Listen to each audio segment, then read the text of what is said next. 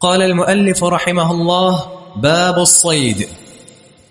عن أبي ثعلبة الخشني رضي الله عنه قال: أتيت رسول الله صلى الله عليه وسلم فقلت: يا رسول الله، إنا بأرض قوم أهل كتاب، أفنأكل في آنيتهم؟ وفي أرض صيد، أصيد بقوسي وبكلب الذي ليس بمعلم، وبكلب المعلم فما يصلح لي.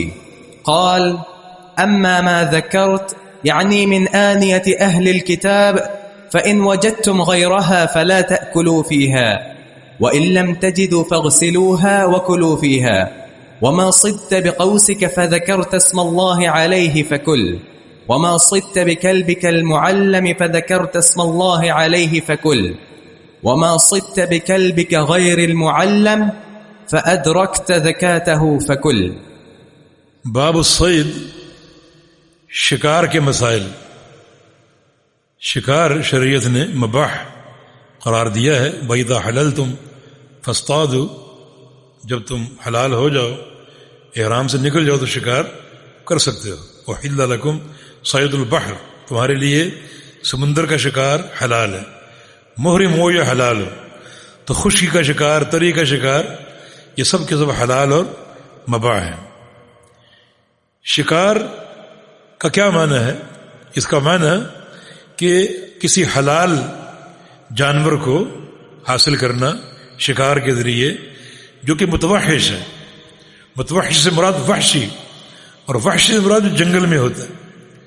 جنگل کے جانوروں میں سے کسی حلال جانور کا شکار کرنا اور اس کو حاصل کرنا کھانے کے لیے یا فروخت کرنے کے لیے، اسے شریعت نے حلال قرار دیا. جس سے یہ ثابت ہو رہا ہے کہ جو جانور شہر میں ہیں ان کا شکار نہیں ہوتا.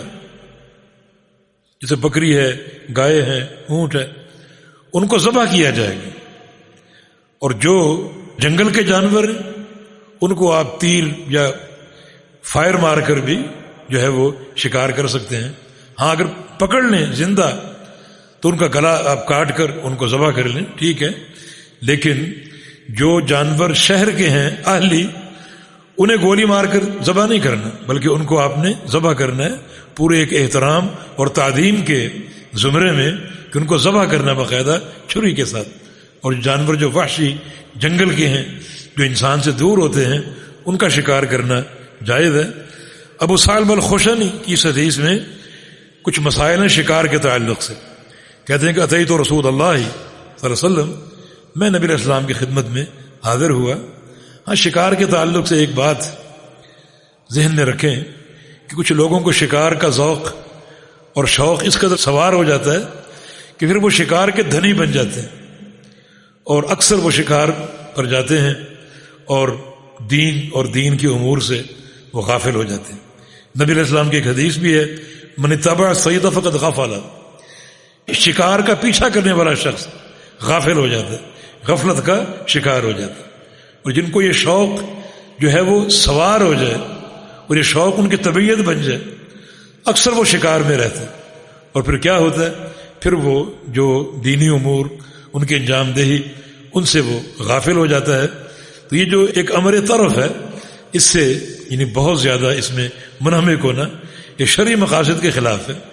ہاں، اگر آپ کی ضرورت ہے یا آپ کا شوق بھی ہے، آپ کبھی کبھی جا سکتے ہیں، شریعت نے اس کو حلال کیا ہے. لیکن اس قدر جانا کہ بندہ دین سے غافل ہو جائے، یہ پھر شرعی مقاصد کے خلاف ہوگا.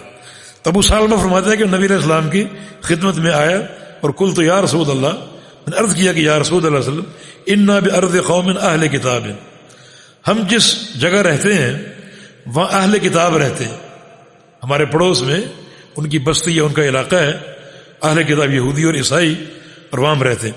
افنأکل فی آنیتہم، کیا ہم ان کے برتنوں میں کھا سکتے ہیں، ان کے برتن استعمال کر سکتے ہیں؟ کیونکہ ان کے برتنوں میں دو استعمال ہیں. ایک وہ خنزیر کا گوشت حلال سمجھتے ہیں تو خنزیر پکاتے ہیں اپنے برتن میں.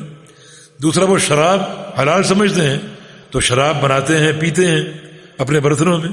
تو یہ دو ناپاک چیزیں ان کے برتنوں میں استعمال ہوتی ہیں، ہم ان برتنوں کا استعمال کر سکتے ہیں.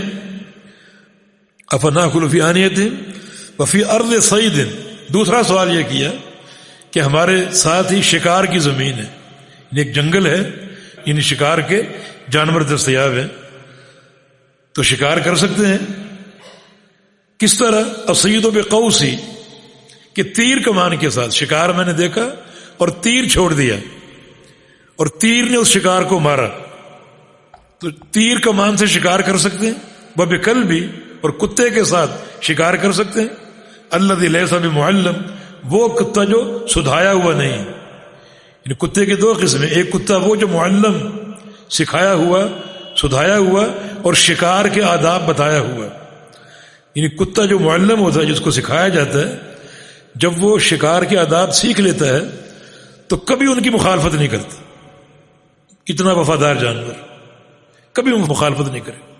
لیکن اگر غیر معلم کتا، اس کو ہم نے سدھایا ہوا نہیں ہے، وہ کتا ہم نے چھوڑ دیا اور اس نے شکار پکڑ لیا، تو وہ شکار حلال ہوگا۔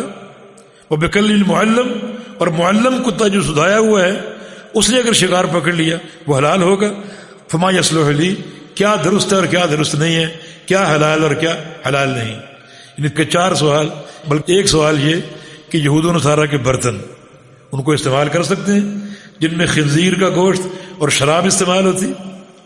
دوسرا سوال یہ کہ شکار کے لیے تیر کمان کا استعمال، یعنی شکاری جانور پر ہم نے اپنا تیر چھوڑا اور تیر پیوست ہو گیا اور اس نے شکار گرا دیا، وہ شکار کھانا حلال ہے۔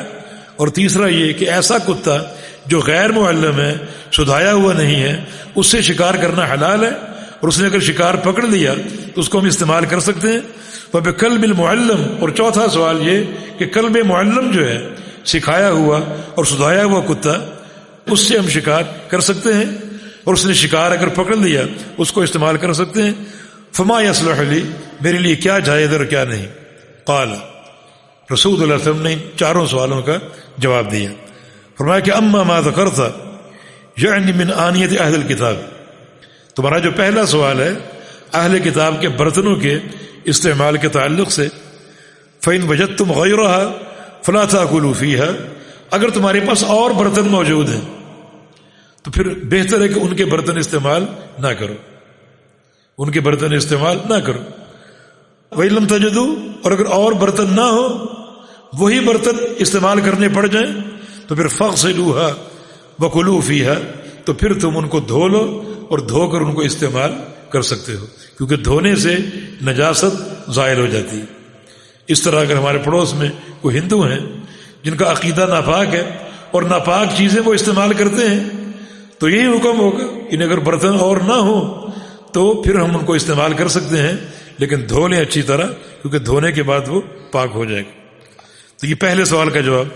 دوسرا، وما صدت بقوسک فذکرت اسم اللہ علیہ فکل، جو شکار آپ نے تیر سے کیا ہے اور تیر اللہ کا نام لے کر چھوڑا، بسم اللہ واللہ اکبر، اللہ کا نام لے کر تیر چھوڑ دیا اور وہ تیر جا کے جانور کو لگا، فکل، اس کو کھا سکتے ہو، اسے کھا سکتے ہو۔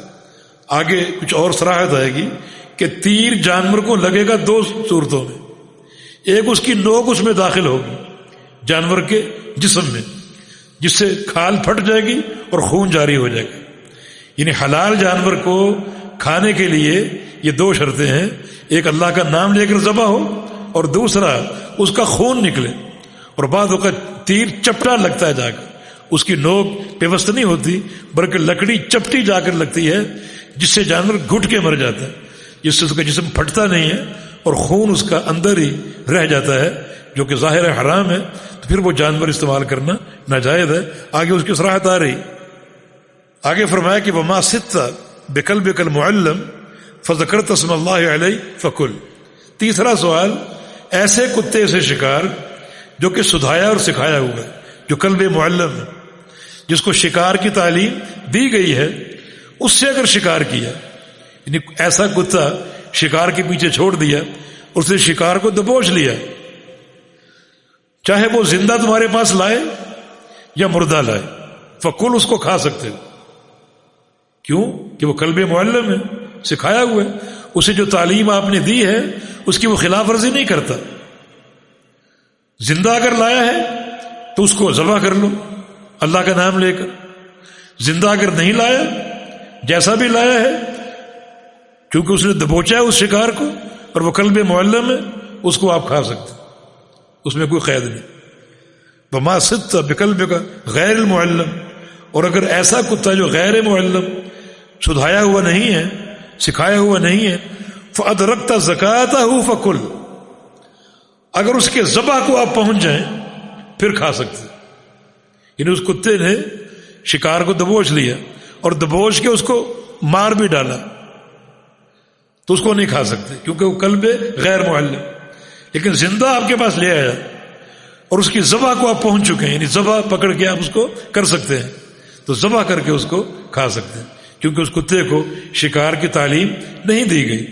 اس نے کیسا مارا، کس طرح قتل کیا، یہ مجہول ہے، اس لیے آپ اس جانور کو نہیں کھا سکتے جو کلب غیر معلم شکار کرتا ہے. اور جو کلب معلم شکار کرتا ہے، خواہ وہ زندہ لائے یا مرا ہوا لائے، اسے آپ کھا سکتے. آگے حدیث میں آ رہا ہے اگر کتے نے اس میں سے کھا لیا کچھ تو پھر خواہ وہ معلم ہو یا غیر معلم ہو، پھر اس کو نہیں کھا سکتے. کیوں؟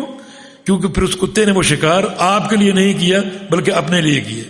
جبکہ کلب معلم کی تربیت یہ ہوتی ہے کہ اس میں سے وہ کھا نہیں سکتا اور وہ شکار اس کے مالک کا ہوگا، اور اگر وہ کھا لے تو اس کا معنی یہ ہے کہ اس نے وہ شکار مالک کے لیے نہیں کیا، اپنے لیے کیا.